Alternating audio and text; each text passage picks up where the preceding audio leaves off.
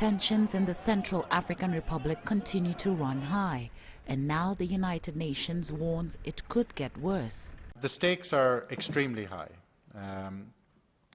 It has, it has all the elements that we have seen elsewhere in places like Rwanda and Bosnia. The elements are there, the seeds are there for a genocide. There's no question about that. The UN Humanitarian Operations Director, John Ging, was optimistic that a solution to the conflict could be reached. This one is not a hopeless case. The stakes are extremely high. The consequences will be dramatic if we don't act immediately and effectively.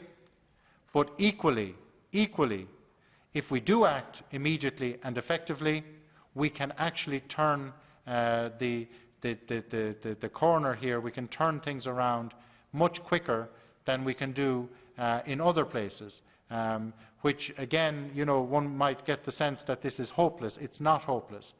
French ambassador to the UN, Gerard Araud, said the Central African state has collapsed. It's very clear that now the investment of the international community will be a long one in the Central African Republic. So you need an operation which is sustainable, which means financing, sustainable financing, and you need also a very strong civilian component. At least 7 people were killed in overnight clashes in the capital Bangui on Thursday.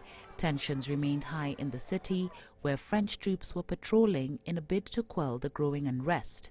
There have been signs of improved security in Bangui in recent days due to the massive presence of the regional African force MISCA and French force Sangaris. But residents say the violence continued in some areas. According to UN agencies, close to 1 million people have been displaced or fled abroad.